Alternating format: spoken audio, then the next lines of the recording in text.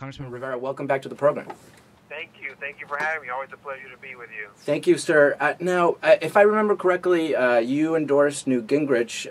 Now it looks like Governor Romney is poised to capture the nomination. Do you think you'll be joining Mr. Romney's support?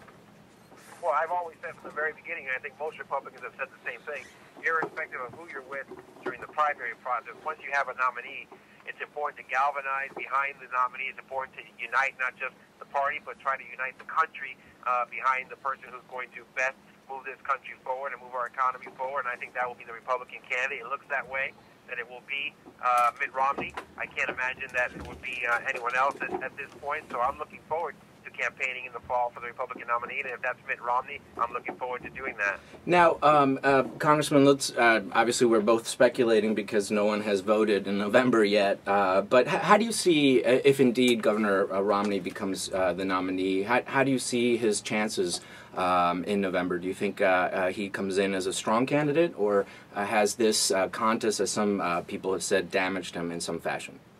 Well, I think the real question is not so much how we see Governor Romney's chances, but how we see President Obama's chances of re-election. This election is going to be a referendum on the failed economic record of Barack Obama, on the failed energy record of Barack Obama, on the failed health care record of Barack Obama. This will be a referendum on Barack Obama.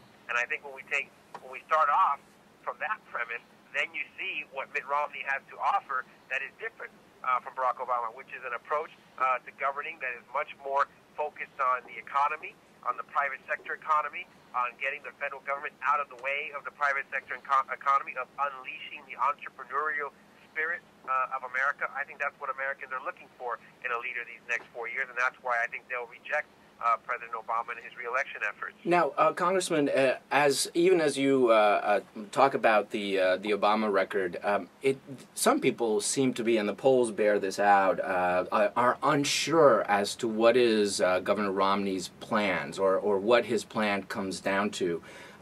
Can you sort of bring it down to the most basic possible? I mean, what are the three things that you would expect a President Romney to do? He's going to, first and foremost, reverse and stop the failed economic policies of the Obama administration. He's going to, number one, move this country towards a balanced budget, which President Obama has been completely incapable of doing.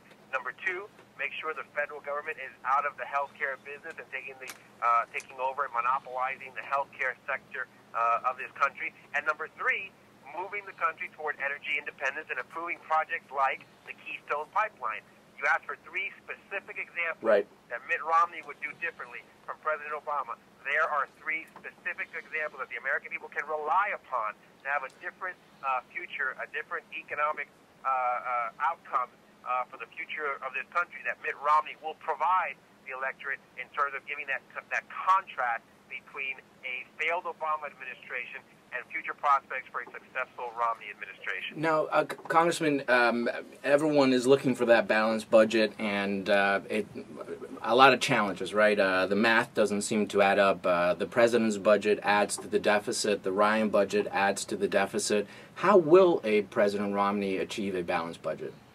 Well, the difference is that President Obama and the Democrats in Congress move us on a glide path toward a long-term future of more mounting debts and more mounting deficits. The Ryan budget and the Republican plan tried to put us on a glide path toward achieving a balanced budget. That's the goal. We're certainly not going to achieve it in 2 years or 4 years in terms of eliminating the national debt and getting towards a balanced budget.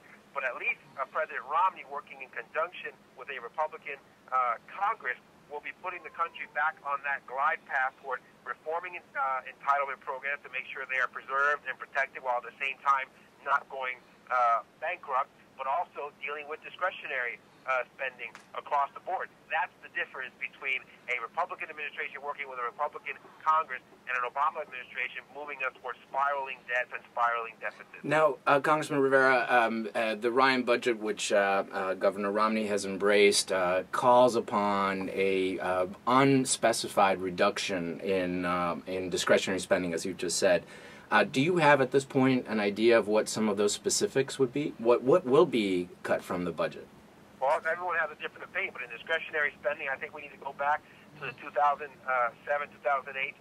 spending levels. I think everybody agrees we need to have across-the-board spending cuts on discretionary spending. But it can't just be about discretionary spending because, as you well know, that is the vast minority of our federal budget. The drivers of the deficit and the drivers of the national debt are not just in the discretionary area, although they are some, but the majority of the budget is entitlement programs and non-discretionary spending. So if we don't do both, if we don't tackle reforming this, entitlement programs and reforming mandatory spending, just dealing with the discretionary spending end of the budget will not get us to a balanced budget. And some would also say, adding to that, that unless you rejigger in some fashion the revenue side of the ledger, in other words, what's actually coming into the government, you also can't close the gap. In other words, we need more revenues, some would say.